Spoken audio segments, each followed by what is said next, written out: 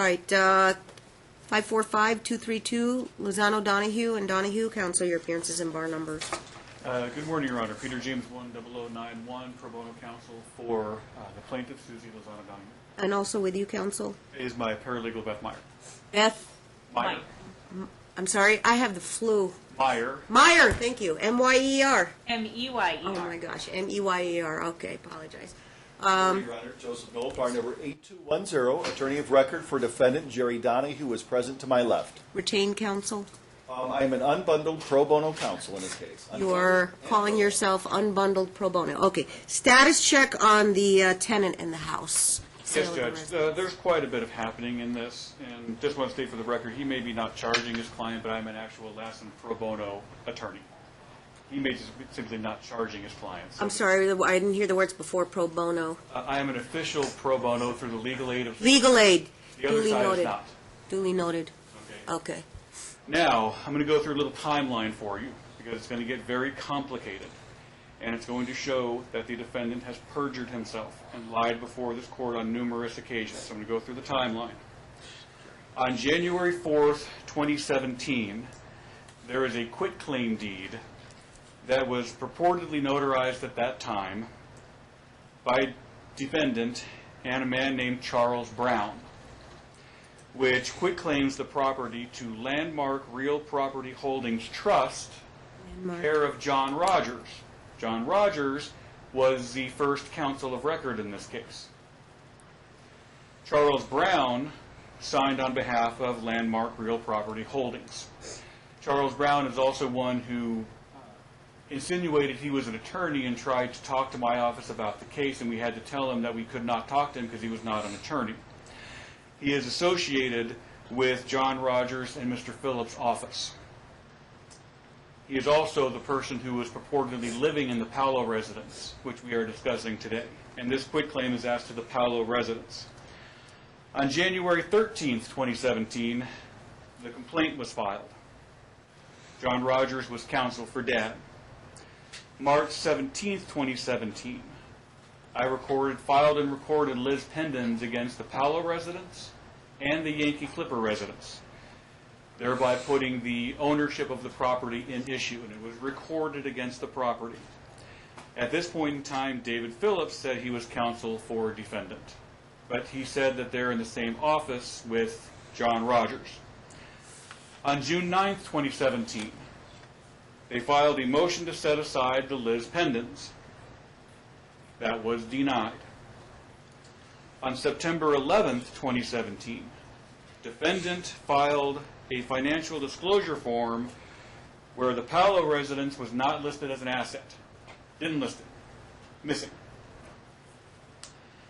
On September 20th, at the hearing, the court ordered the immediate sale of the Paolo residence. We discussed whether we're going to sell Yankee Clipper or Paolo. And because of some issue with flooring on staircase or something of that nature, defendant said we can't sell Yankee Clipper, we need to sell Paolo. Paolo's the better one to sell. Okay, perfect.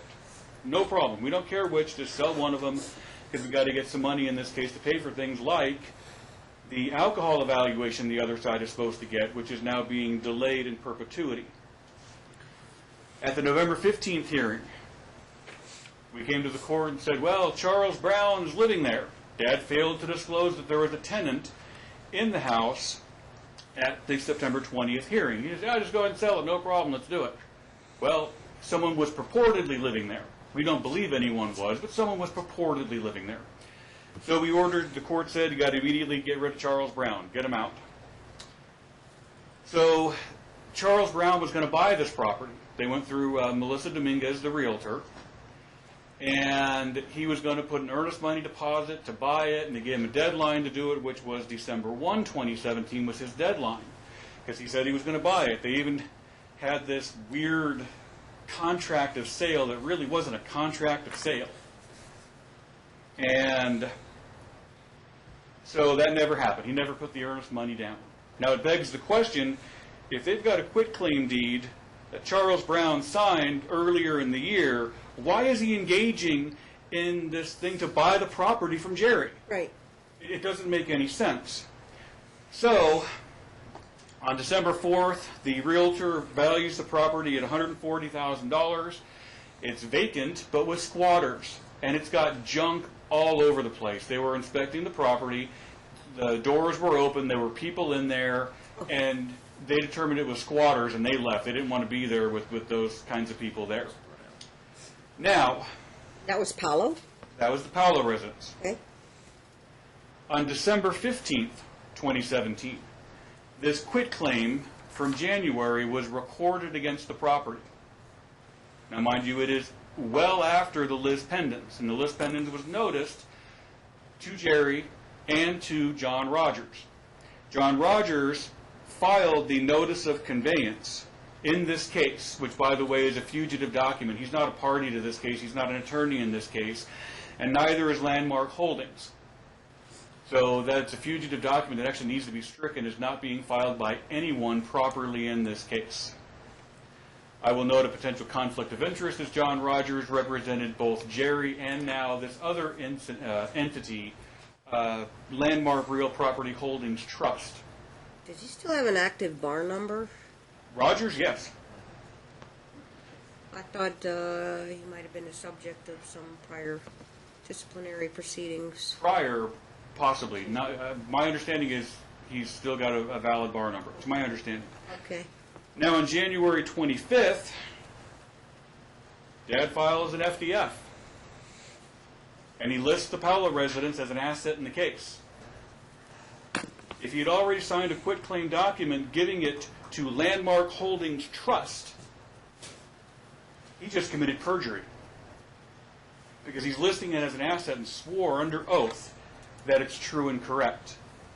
This is one big shell game. Dad is playing the system with Rogers, Phillips, and Brown, and he's trying to put the squeeze on my client, because now we can't sell that to fund the litigation so we can get experts, so we can get the evaluation on him done, so she has a place to stay. We're soon going to be filing a motion to relocate because she can no longer stay where she's living. She doesn't want to go back in the shelter, and she has family out of state where she can stay.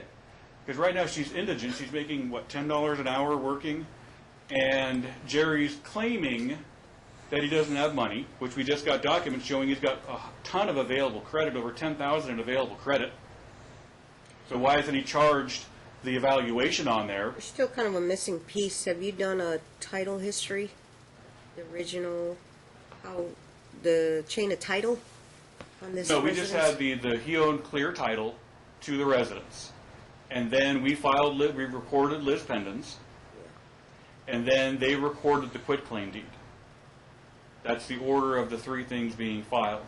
The original listing on the title was just Mr. Donohue? It was just Mr. Donohue. And then you're claiming a community property interest, obviously, in that? Yes. Okay.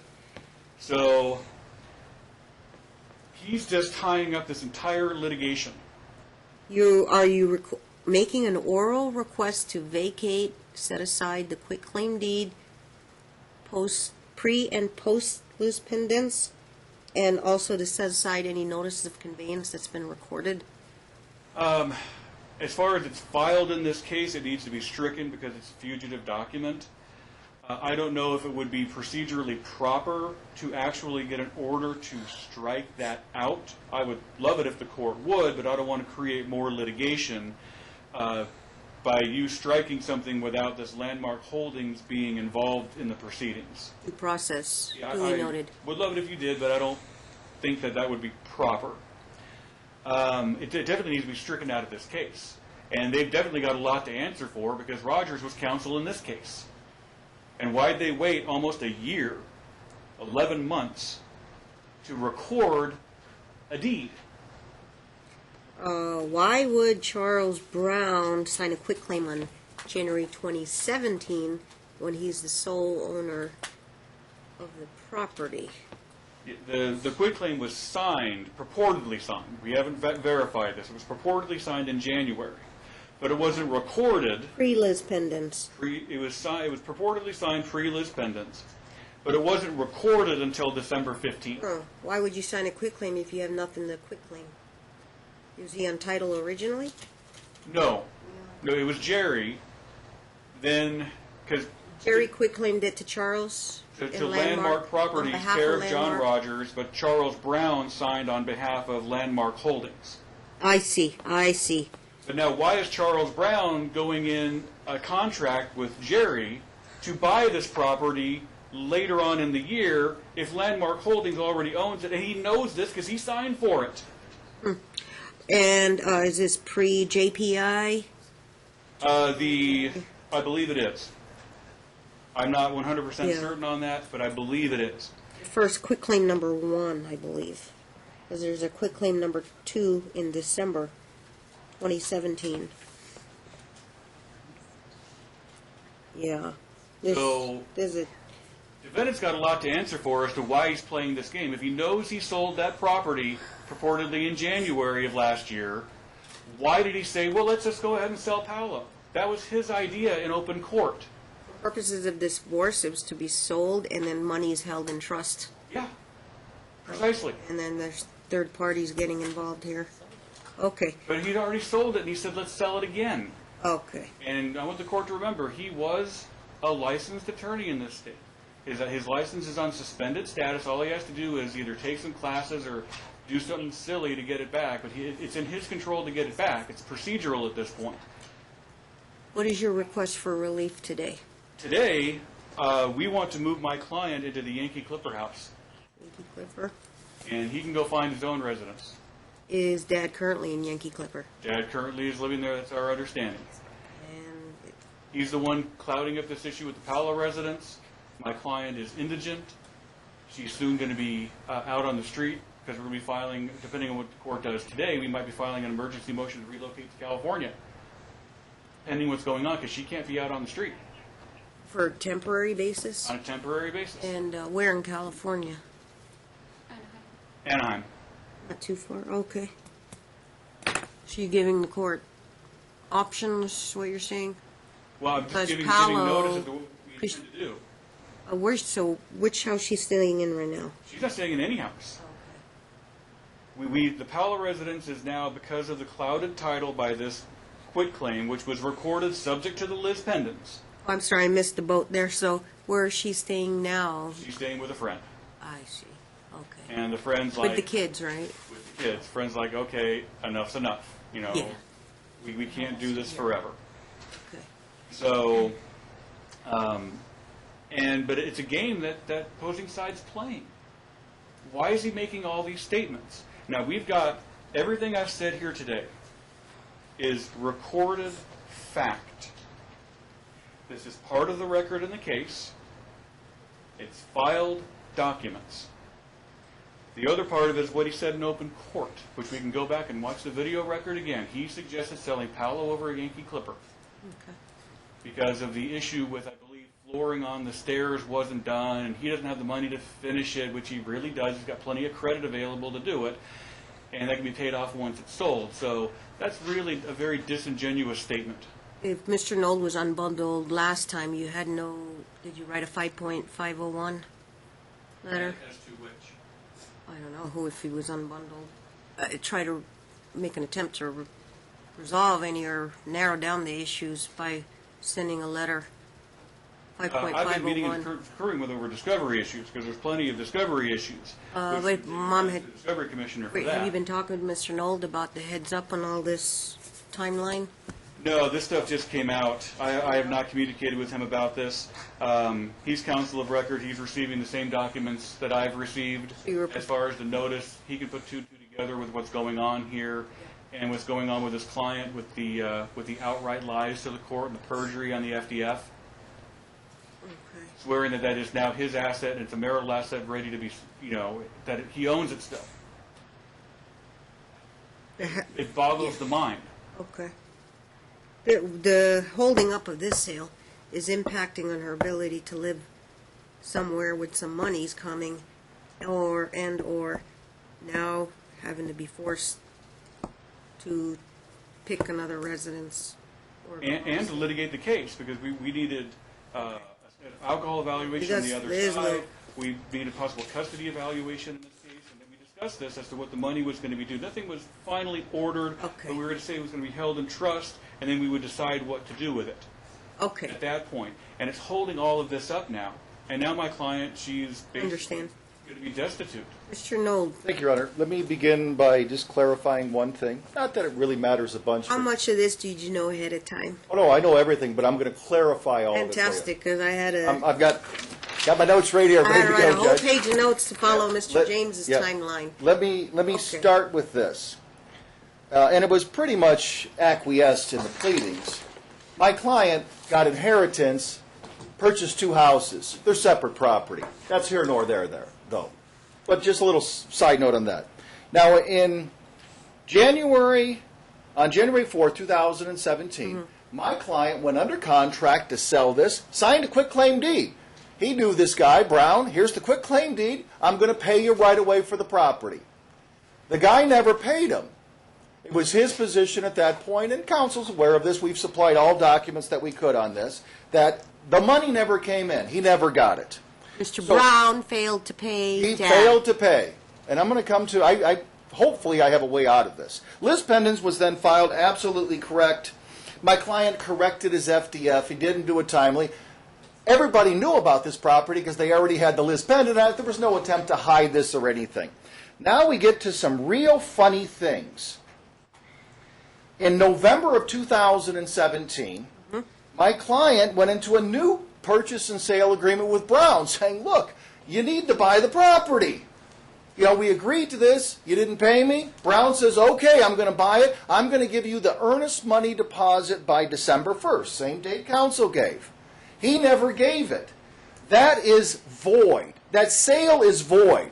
Then John Rogers, not in a potential conflict, and I'm going to throw this guy under the bus, in an absolute conflict, breaching his fiduciary duty, honesty to this court, files a quitclaim deed that he knows to be invalid. It lacks consideration. They never paid for it. They filed the quitclaim deed that my client signed before this case even started because he thought he was going to sell it.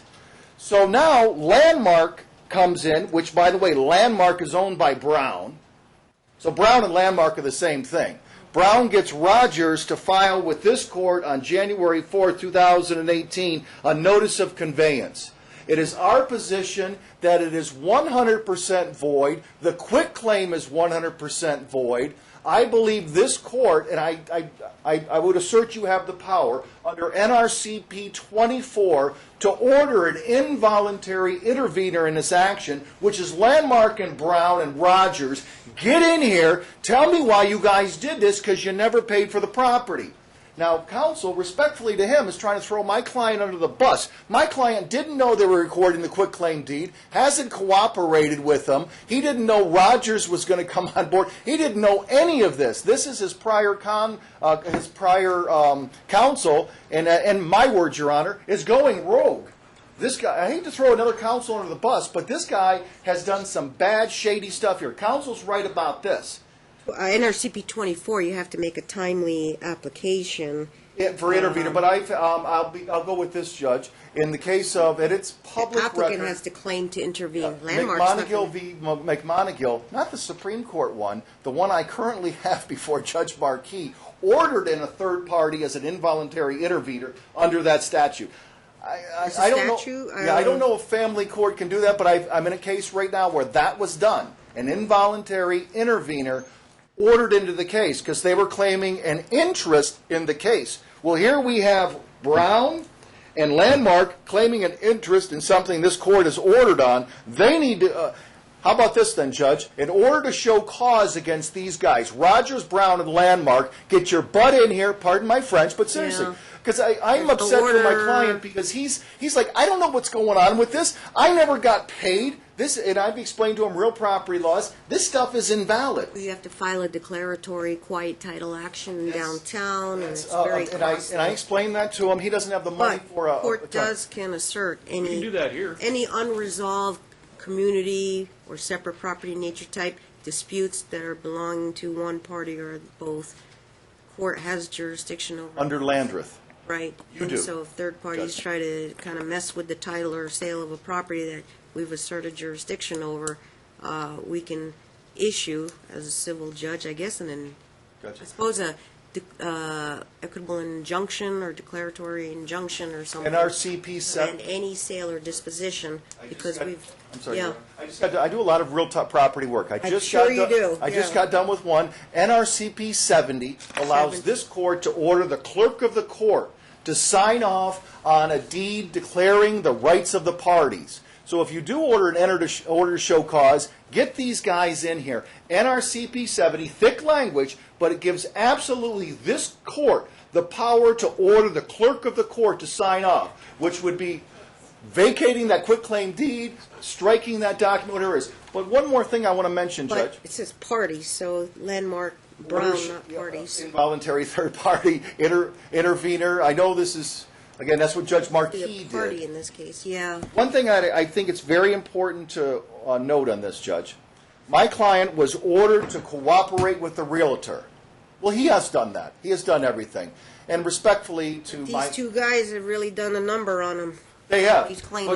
And respectfully to my client, unbundled, whatever, I'm not getting paid. I'm not going to go a district court quiet title action on behalf of Mr. Donohue for free, too. Your Honor, I'm a little suspicious if he's just trying fair enough, but we'll do anything. Well, it doesn't make sense. If she's a little suspicious he's trying to dump a property, why would you want to dump a $140,000 property when monies could be coming to both of them? I can shed some light on that, Your Honor. The order or the... You still have that suspicion? Oh, I found a big I'll get hole back in to their you. argument. I'll The get back purchase to and you. sale agreement's for $1.90, not $1.40. So it's Okay, more than more what the better. realtor thought it could sell for. So either they pay the money or all of that's invalid. Now, Well, Your I Honor, assert my rights, my authority as a judge to say we've took jurisdiction over this property with notice to everybody with the list pendants. Any future quick claims or notice of conveyance should be deemed void, just as a matter of law, I suppose. And does it violate any due process because third parties weren't noticed? I would say, then again, This- the order to show cause on OST, Judge. Get Landmark, Brown, and Rogers in here. Stand before you and explain what I happened. don't know if I have authority to do that. Order show cause, what order? On my prior order to have the house sold, but they're not parties to the order. But and again- they injected themselves into this mess, so if they're now part of this, perhaps I can, because I made a prior order say this house is to be sold. I'm doing it in Yeah. the context of Possibly, yeah, I'm not disagreeing with you. collections. If you have an employer who doesn't pay the money, you can file an order to show cause against that employer because they didn't Chapter comply 31. with something, Sure. even though it's not direct. They're That's what not I a said. party to the case. They injected themselves, according to your position. I'll go They with that. injected themselves. Maybe I could do a So if this court has any show questions cause on regarding my the sale prior of order to sell the house. if this court has any questions, I'll answer them regarding the sale from our position of the Palo Yeah, residence. the show cause will be them their due process to haul them into the courtroom, answer us to these purported documents. Now, I agree that we Maybe you guys are both on the same page. I mean, we want them out. You know, right, we do this- want them out, but we got a couple problems here. Yeah, Not procedurally, because I agree we can do an involuntary intervener. I agree with Mr. Nold on that, and that we need to serve him with it and get him in here on an OST to answer to this. okay. But the court needs to remember Mr. Donohue, Mr. Rogers, Mr. Phillip, Mr. Brown. They're good friends. Good Ergo, friends. your concerns. Okay? Now, that this is a sham. Here's the problem. It's a sham to dump the property? It's a sham sale. They're not really selling it. He's just transferring it over there for now. That's what we Either- believe. But here's the problem, Judge. When does someone sign a quitclaim deed for property? After it's funded. They don't sign quitclaim deeds beforehand and then wait for it to get funded and give it to somebody else. It's not how it works. So, That's why all this is just like, excuse me, but you don't sign the quitclaim until it's funded. You go through escrow, you do it properly. But now we've got an ex-attorney, another attorney, a wannabe attorney, and another attorney involved, and Mr. Nold is not one of these people. Just want to make that clear. This is Phillips, Rogers, Brown, and Donohue. All getting their hands into this. Sophisticated individuals. These are not like people that don't know what they're doing. These are sophisticated people. who are playing games with this. Now,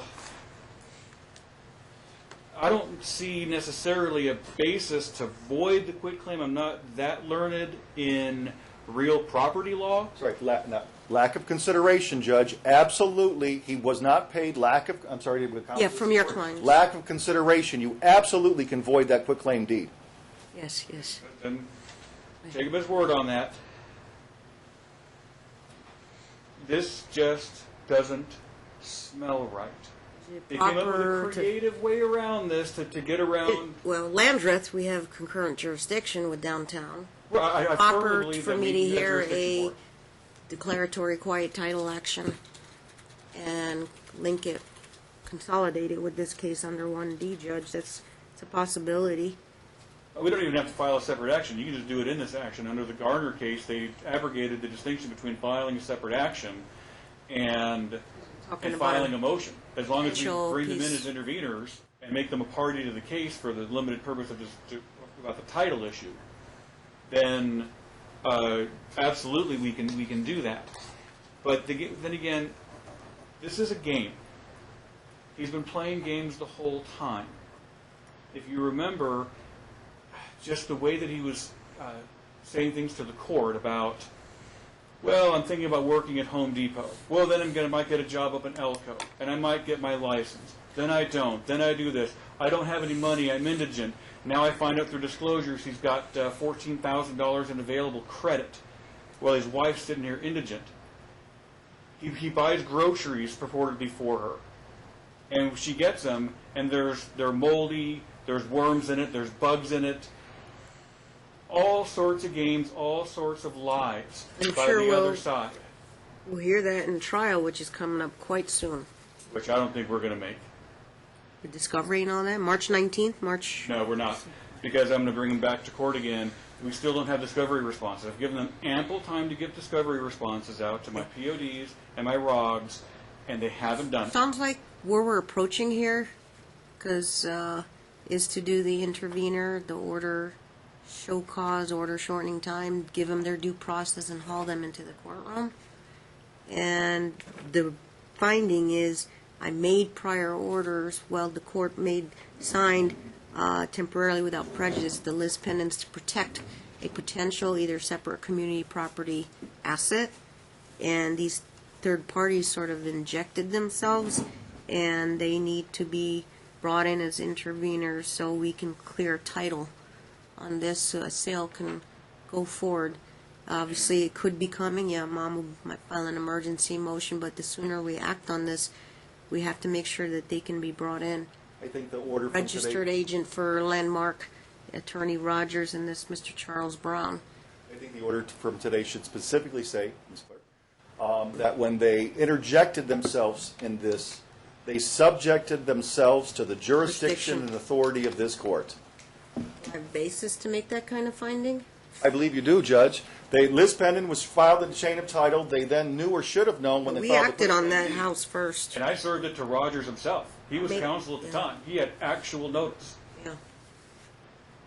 Right. Which begs the question, if he's holding this title, and I serve him with list pendants, why doesn't he automatically record it?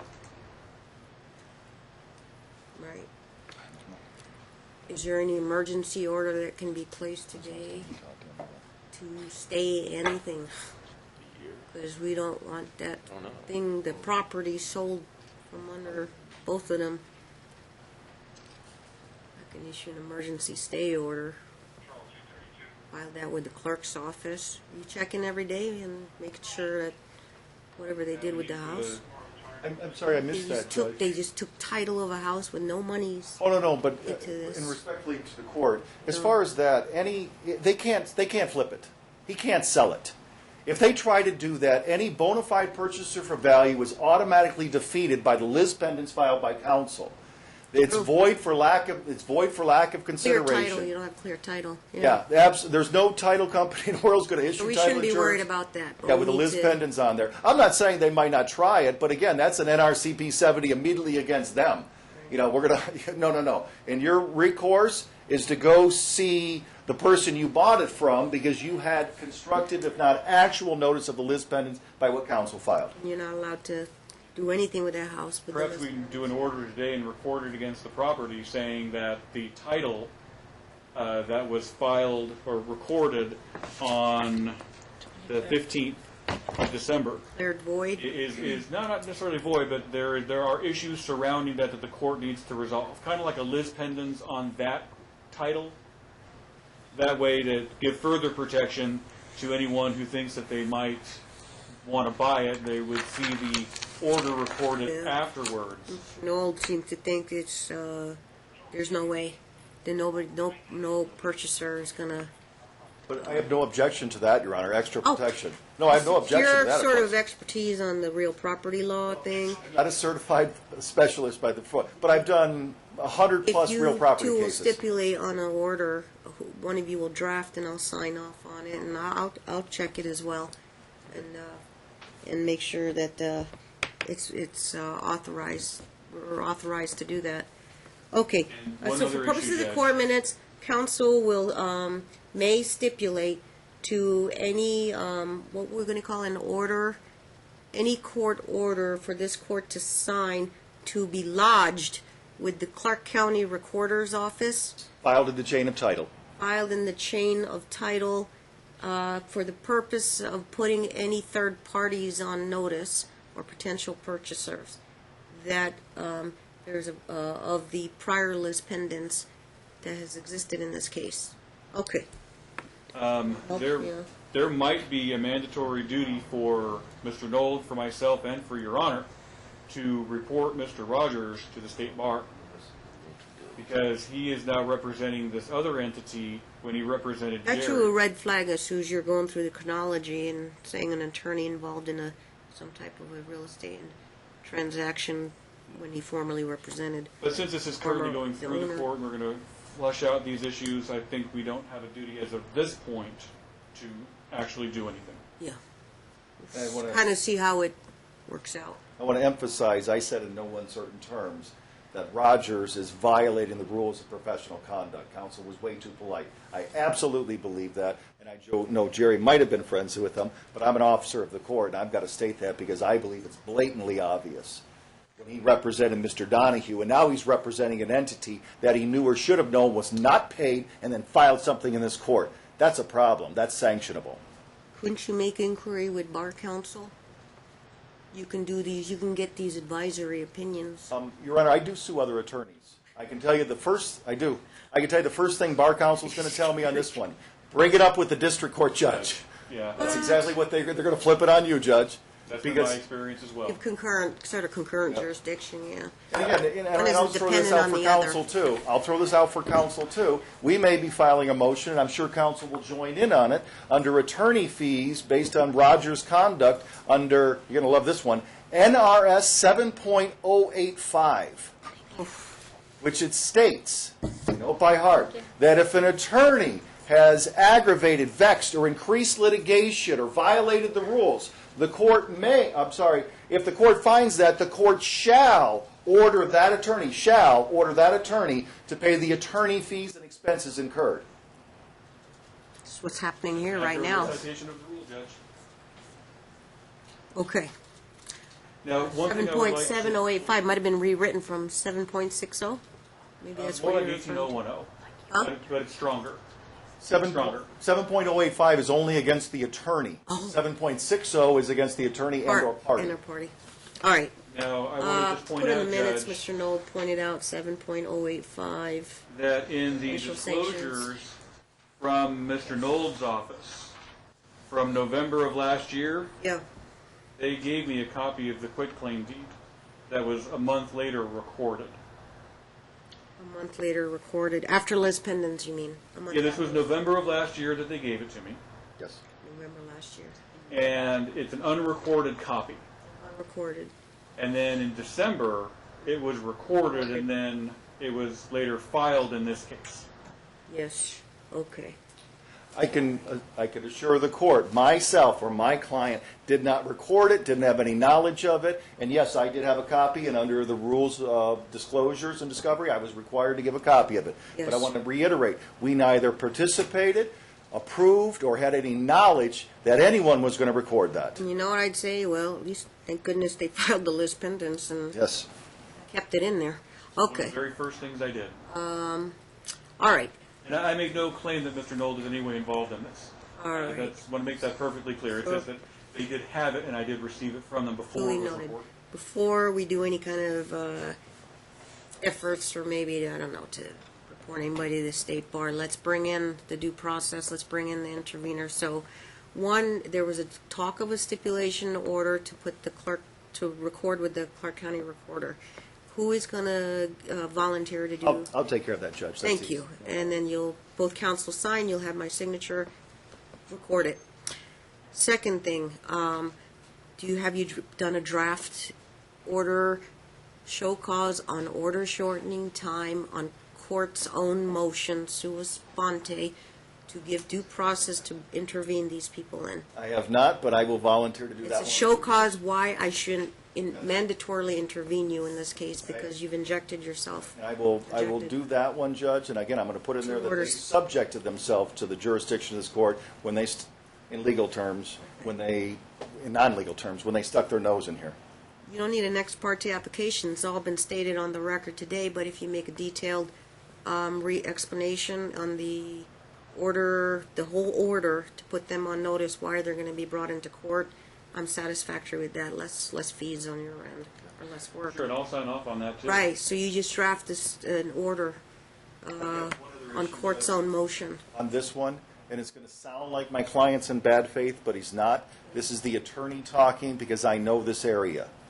One of the other things, which tails into this, one of the other things we were here today was for the eviction of the tenant.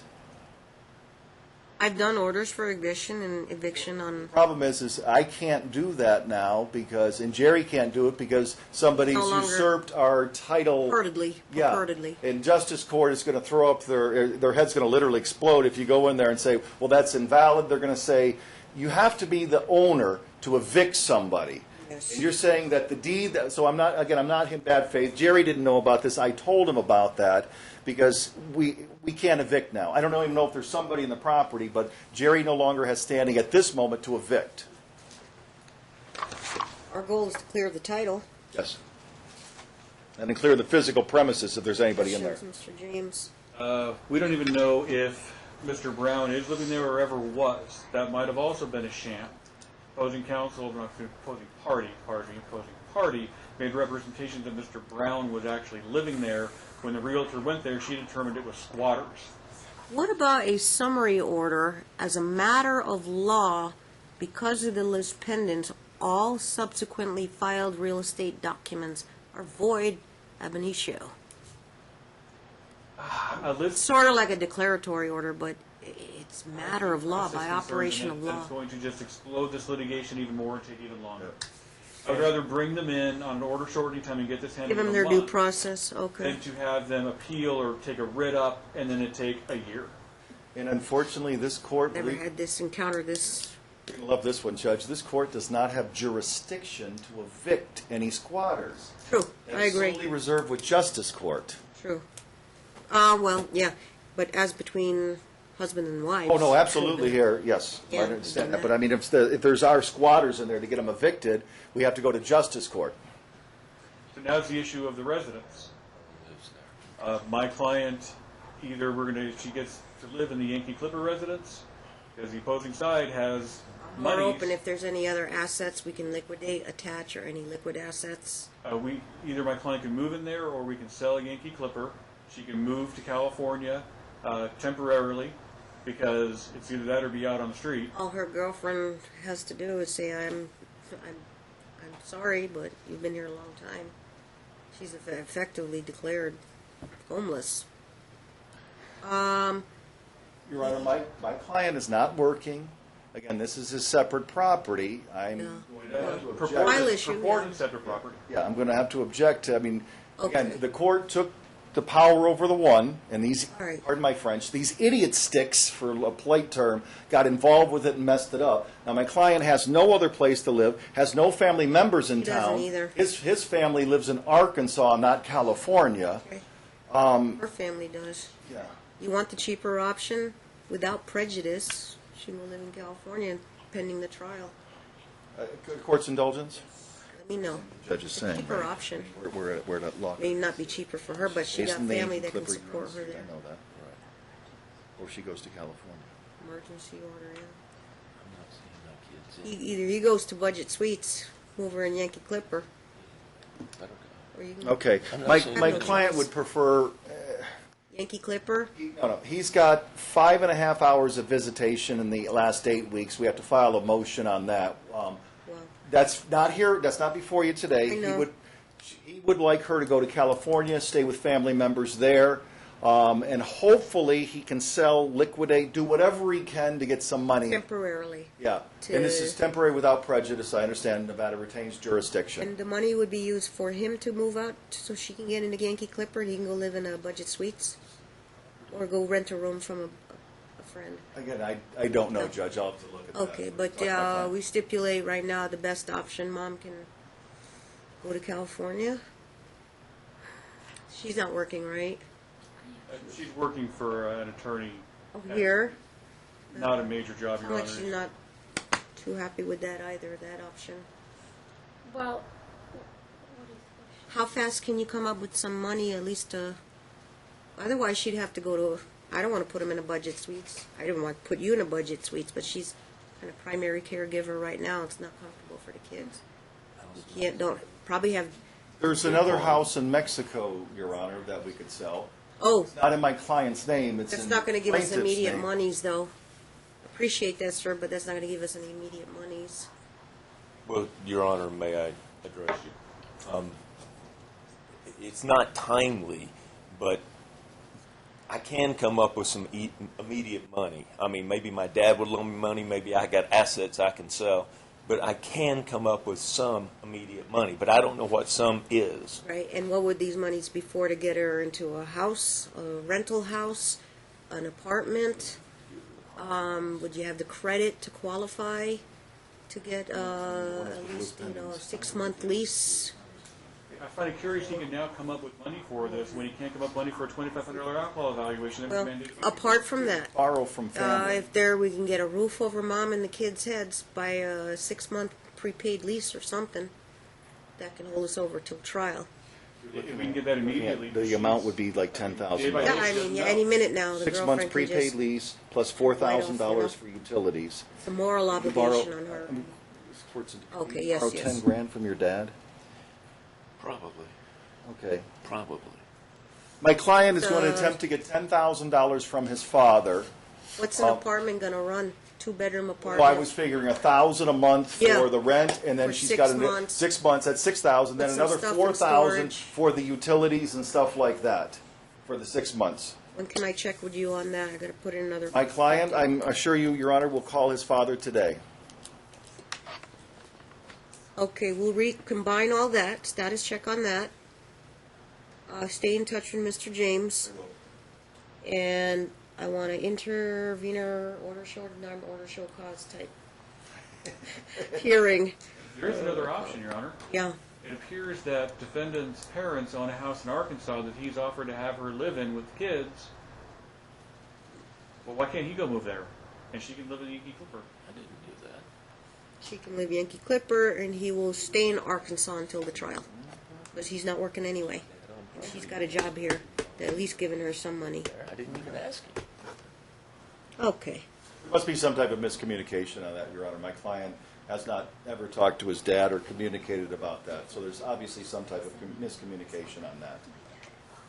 Right. Your Honor, I wouldn't have the ability to I understand, speak sir. for my father. You'd rather be in the same town with your kids. I understand that. Okay. So he's speaking for So his let's, father, the so he gets- 10,000 might be the only best option right now.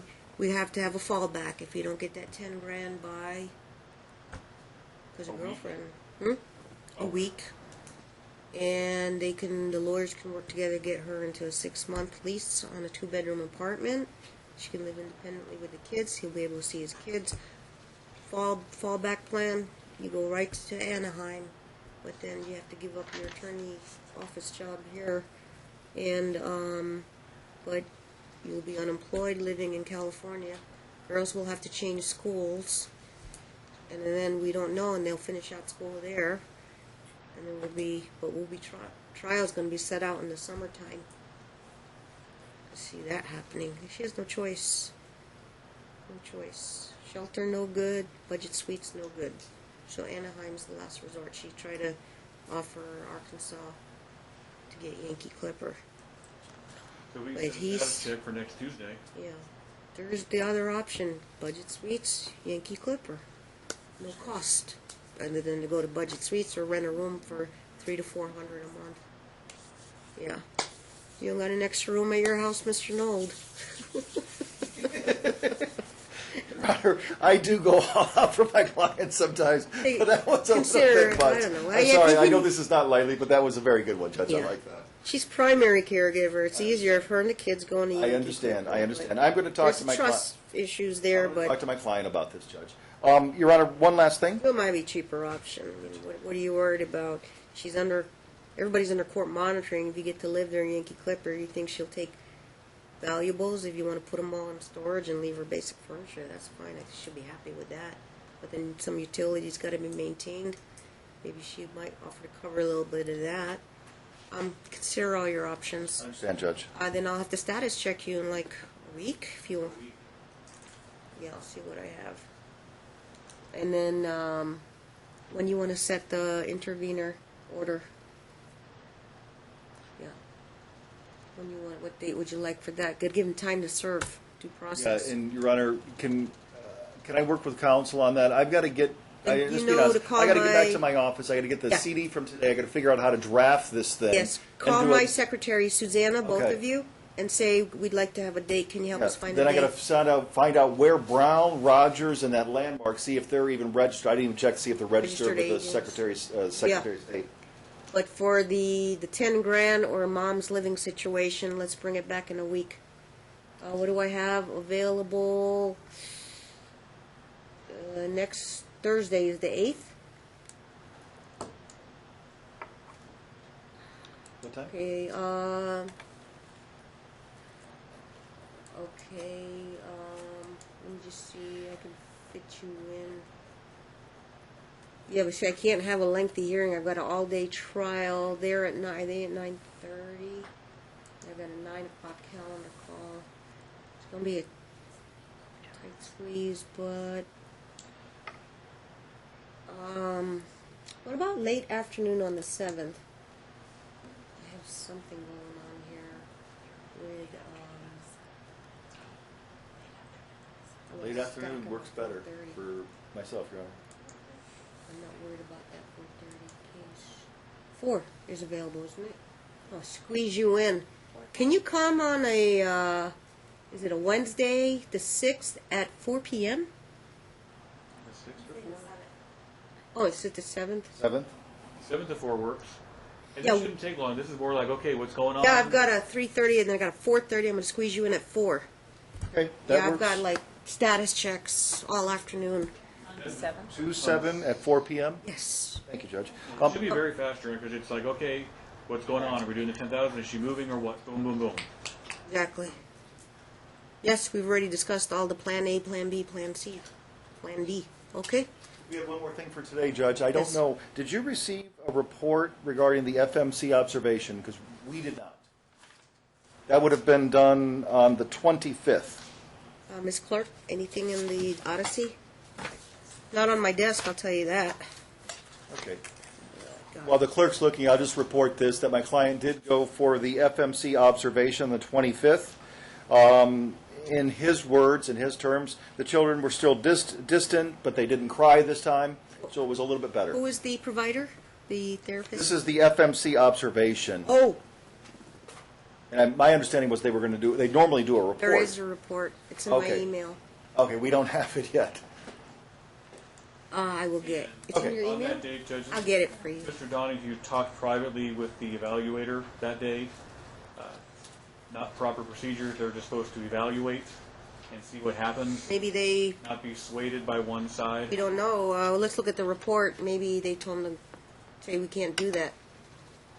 They're supposed to be trained, you know. And where's the report? I don't have too fine of an opinion of FMC, Your Honor. Or is this okay? Well, is there a Wilburn report? But that was from way back. Yeah. No, I thought I read something, but child didn't. Yeah, we did a there's the child- old one from before the Wilburn report. But I was going to do reunification visits downstairs. FMC. No, I don't have anything in my emails. Okay. You know something? No, that it occurred on January 25th, but I don't see anything in August. Why we didn't look for it is because this wasn't the purpose of today's hearing. That's why. But I we'll thought track this it was one of down. the status checks. How many is it done already? How many sessions? That's the second FMC. This is Second the second FMC observation. And I ordered 2. Yes, ma'am. Okay. I doubt it. Okay. We'll tell them to wrap it up, get the report, and get it to council. Please put a reminder. Okay, tell them Thank to you, wrap Judge. up the report. The 2 that was ordered have been done already. Thank you, council. Thank you, Judge. Your Honor. Okay, appreciate it.